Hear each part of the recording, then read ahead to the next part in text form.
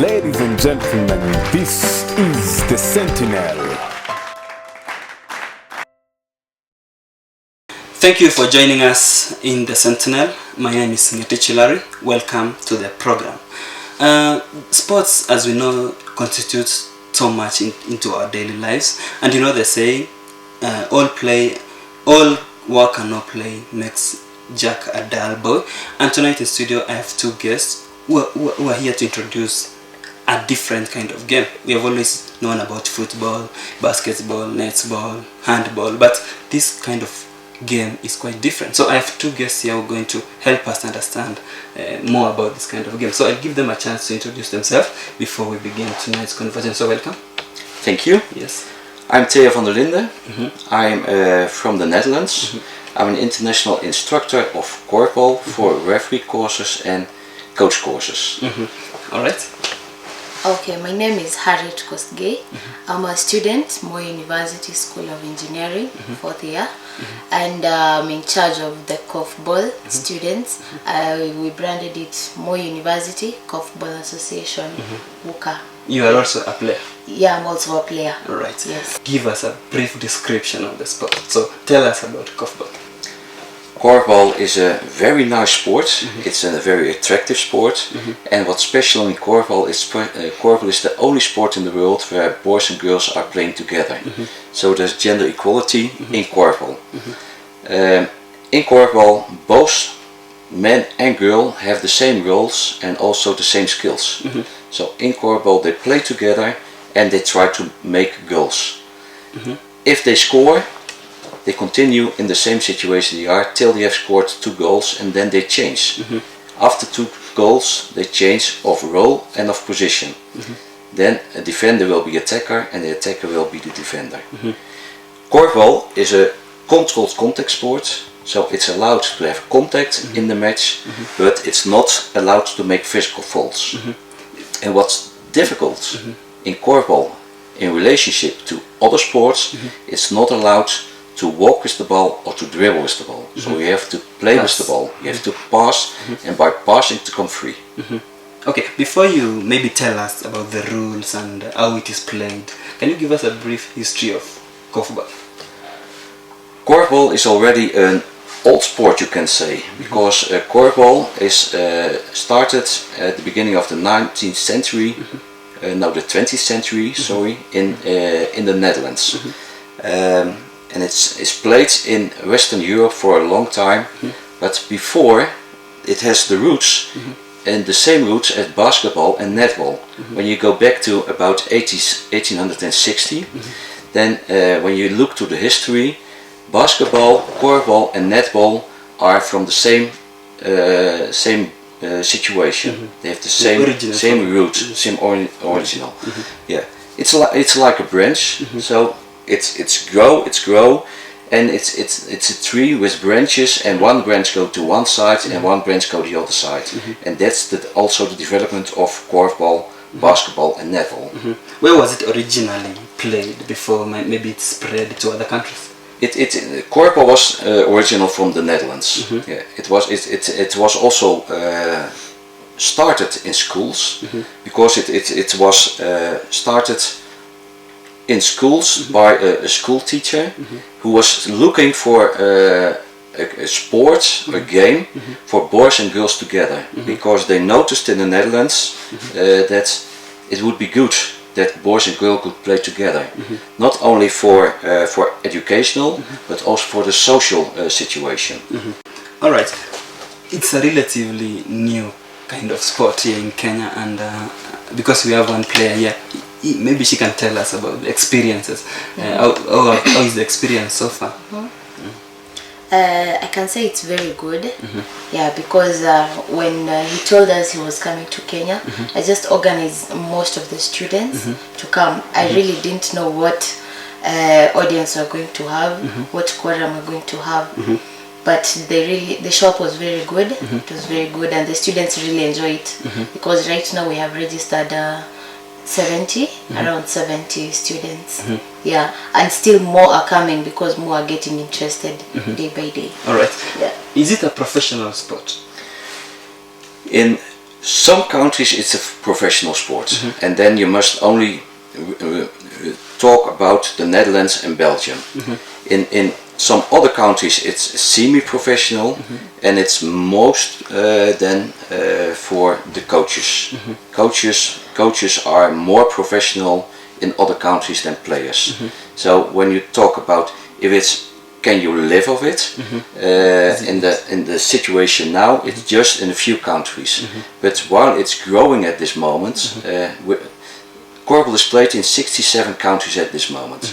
And because of that, it's growing, and you'll also see that players are getting interest in going to the high level competitions. So the players are coming from all over the world to play in the Dutch and the Belgian competition to learn and to take all their experience back to their countries and learn it over there. And that's why you see, for instance, Taiwan and China are very big korfball nations at this moment, and they have also some players who started as students and now are working in korfball.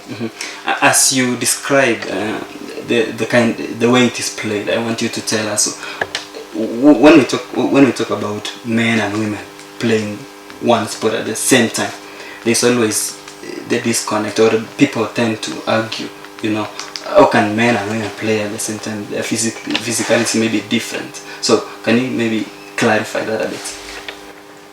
Yes. Physical, boys and girls are different, but when you play the game and play the match, they have the same skills, they have the same rules, and they have the same interest. When you watch the game, and I invite you to come to watch the game, you will see that when they're playing, you see no difference between boys and girls. Sometimes it can be that, but then you have specialties that, for instance, a girl is specialized in taking a free pass, or a boy is specialized in getting the rebound. But most it's about skills, and sometimes it's about the length. Because when you're very the height, yes. When you're very small, it is very difficult to get the rebound position. So mostly when persons are going for specialization in the rebound, they're mostly the bigger ones. And the fast ones are mostly the ones who are going to run and try to go for the score.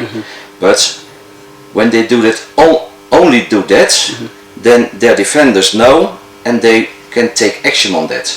So they have to change positions also then. Alright, can you attest to what he is saying? Can you say it's exactly how it is when you've played it? Yeah, it's exactly that, and I really find it very good because the rules are very fair when you talk about the gender equality, because we can play, and some of the rules are like physical. There should be no physical attack between a boy and a girl. So you see, like you just play very comfortably in the field. Yes. So how unique is it? How different is it from maybe basketball and netball? There are some differences. The side of the field is different. The way you're playing, for instance, in basketball, you're allowed to pass the midline. In korfball, players stay in their zone and has their own role at this moment. The korf and, for instance, the ring of korfball, the height is different. The height of a korf at korfball is 3.5 meters. So that's very high. Yeah, that's very high. So they also need a lot of training to make goals. So you have to train a lot to do that.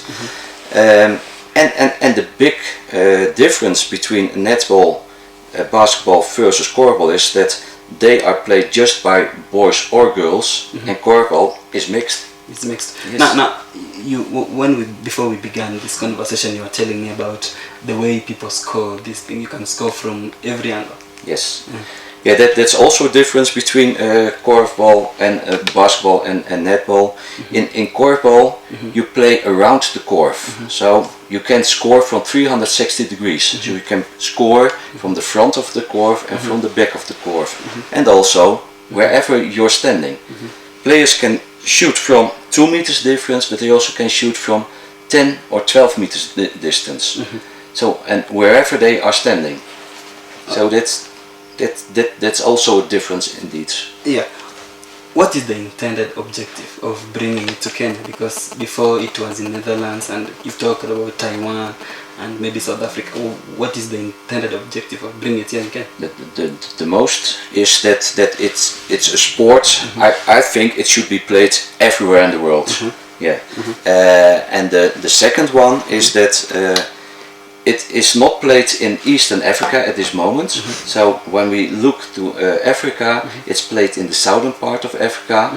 It's played on the western part of Africa. It's played on the north in Morocco, but not on the eastern part. So you could say East Africa is at this moment a blind spot in korfball. And that's good why we want to go to have it first in East Africa in Kenya. And we started up with more university, and I think it will be a great challenge for all of us to spread it first in Kenya and then over East Africa. Okay. Before we go for a break, let me ask you, how is the response to the sports on your own assessment? It's very good, yes. All the players who are on the course are very eager to learn. There are athletes, real athletes, playing in the field at that moment, and you also can see they want to play together. They want to learn, but they also want to be active together. So it's not like just a person. No, they work together. They train together and they play together. So that's very good. Yeah. Can you say the same? You know, how's the response? Yeah, it's very good. And what else I can say about this game is that it doesn't only involve a physical exercise, but it's also like a mental game.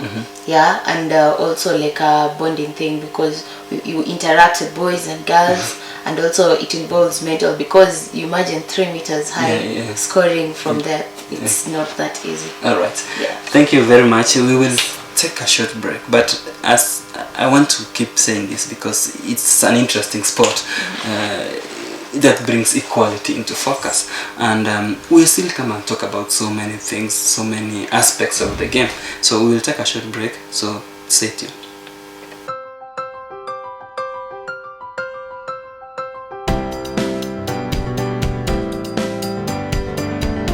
Ladies and gentlemen, this is the Sentinel.